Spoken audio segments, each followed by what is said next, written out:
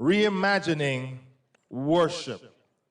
Reimagining worship. We're in the place and the process of worshiping right now. Matter of fact, I want to deposit in your hearts on a very serious note that the preach word is also worship. And the receiving of the preach word is also worship. I know sometimes we zone out. I know sometimes we get on our devices or our minds may wander. But I want you to hear me this morning that Dwayne Case is not the one that's speaking. I am just the voice that represents the one who's speaking to you. I'm just proxy. Y'all with me this morning? I'm just a prophet in this space on behalf of God speaking to us this morning. So every time you hear a sermon, every time you open the word, it must always be a sacred moment.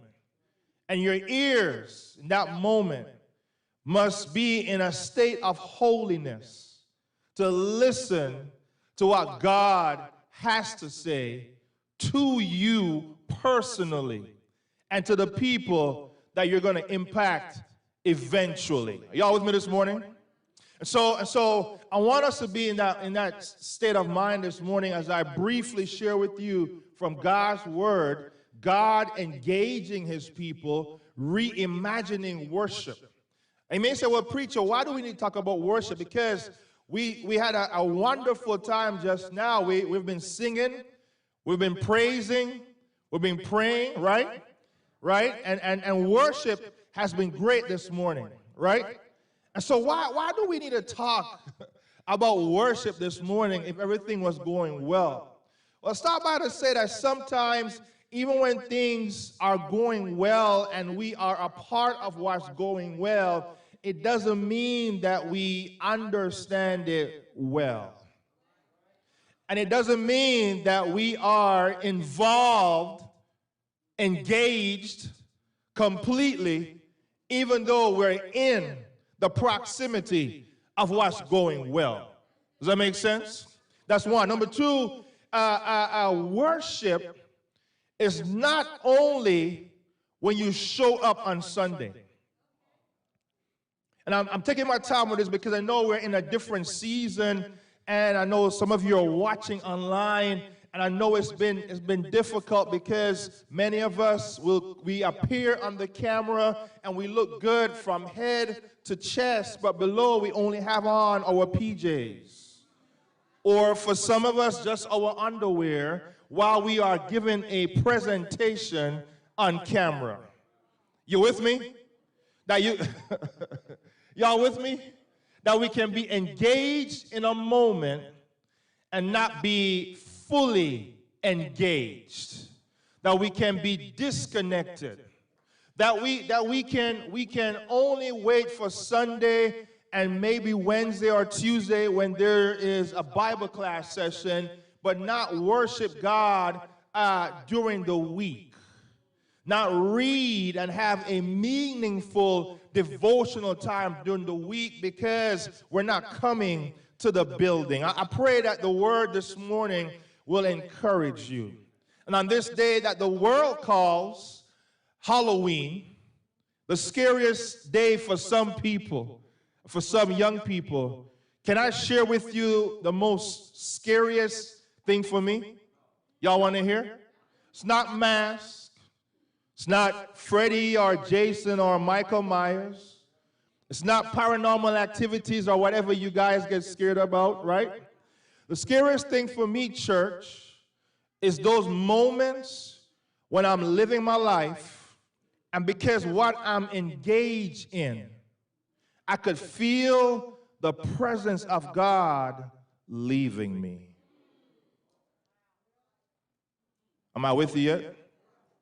The scariest part for me is when what I'm engaged in, my life is such where it is not worship. I'm not focused on God. As a result, in a moment, because of anger, or a moment of pleasure, or a moment of losing my sanity, I could feel the presence of God pull away from me, because what I'm engaged in is not holy. Because, watch this, worship is not just on Sunday or Wednesday. Worship is what I say. Worship is as I go. Worship is what I think. And the scariest thing for all of you should be that God is not with me, and his presence is not in my presence, and I should be scared out of my skin to even think that he is with me in what I'm doing in the moment. Y'all with me this morning? So I'm hoping I'm helping us to reimagine worship, because worship, some of us, and let me just deal with this and then we'll get into the text. Worship for some of us is a genre. It's a genre of music. It's a style of preaching. It's how long they prayed or didn't pray. Worship is for some of us, is how I feel or how it made me rock back and forth. Y'all with me this morning? And I stop by to say to us that worship is not a genre. Like whether you're not, you have, hip hop or country and western or gospel music, because you can have gospel music and it still be void of worship. Are you with me yet? That I should not reduce the sacred moment I have with God to a genre, to a feeling, to how it made me move. Or even the song we just sang, and it's a good song, there's a blessing, what? On the way. And some of us, we are waiting for what? A blessing. Lord, bless me. Lord, give me a word, right? But if we reduce worship down to just a blessing or just a word, then we are reducing God down to what we think God should do, and while we see God existing in our lives. You with me this morning? I know I'm preaching right now, right? Y'all with me this morning? So watch the text. God says to his people, you're about to get up from the pews and go back into the world, right? And I want you to carry this concept of worship with you that will radicalize people in such a way that people will pull away from what they're used to and do what I am requesting. Y'all with me this morning? But for us to go and engage the world in the next few minutes, we need to be in a posture where we hear God's heart and we realize that, wow, in 2021, God has really called us to a place where we need to now reimagine my relationship with God, because my relationship with God has been based on what I have been told or what's been modeled for me, and sometimes what's been modeled for me is not necessarily what God has been asking for. Can I mess with you some more?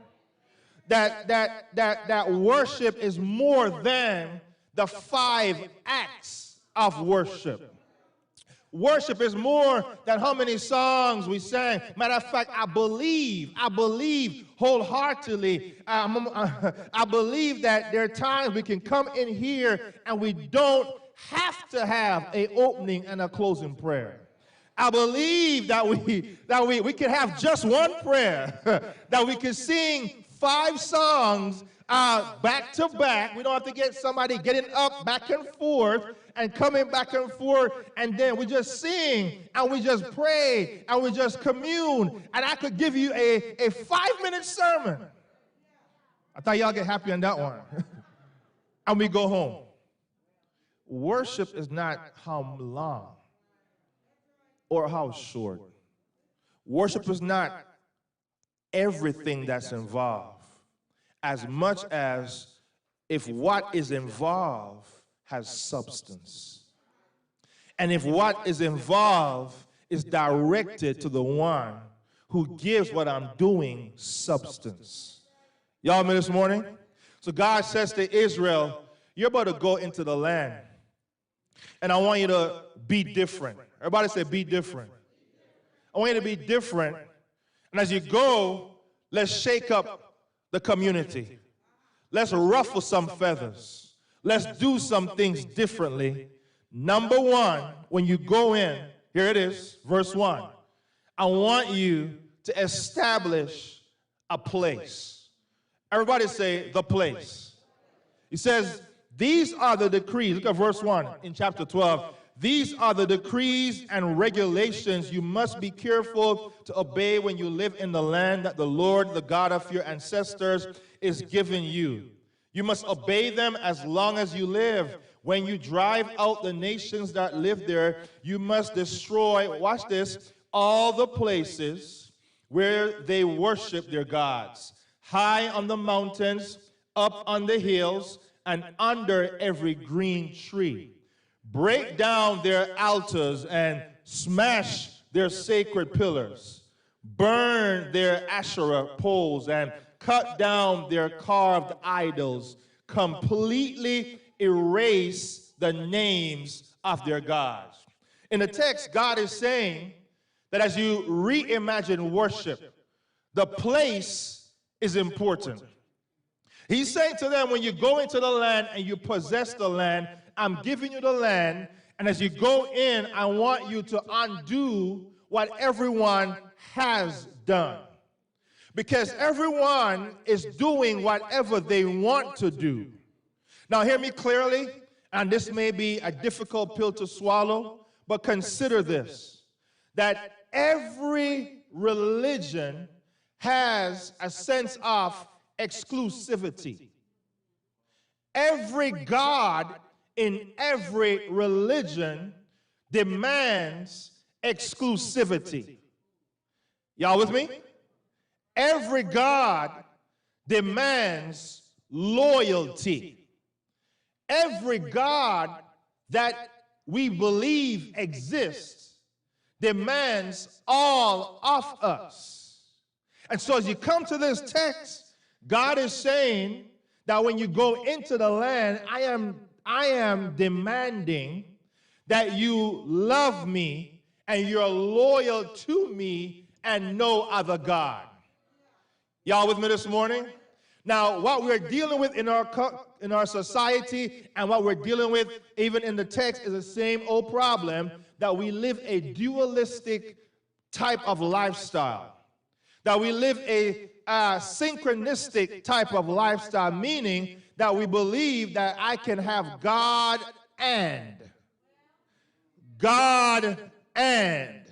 And I'm going to fill in the blanks for us shortly, but hear what God is saying. When you go in, I want you to simply give me a place. Matter of fact, not give me a place, rather. You're going to see in the text that he says, I will choose the place. That God is saying, I'm the one that's in control versus you being in control and telling me where you want me to be. This is deep. This is heavy. You with me this morning? Because many of us try to tell God where we want him to be. And many of us design God how we want God to look in our mind. I love what John MacArthur said in his book. John MacArthur says that the sculpture, that the finishing work is not after the sculpture finishes chiseling, but rather the sculptor is in the mind of the statue rather is in the mind of the sculpture. Y'all been this morning? So the statue is not the finishing work. And many of us have in our mind a concept of who God is. Now watch this. He says when you go in, destroy all the places. Destroy all the shrines. Pull down all the things that does not represent who I am. Go into the places of the land and remove all those things that will be a distraction to you, and that will not only distract you on the outside, but will impact your mind and then manifest on the outside. Taking my time right here. Well, preacher, what does that look like?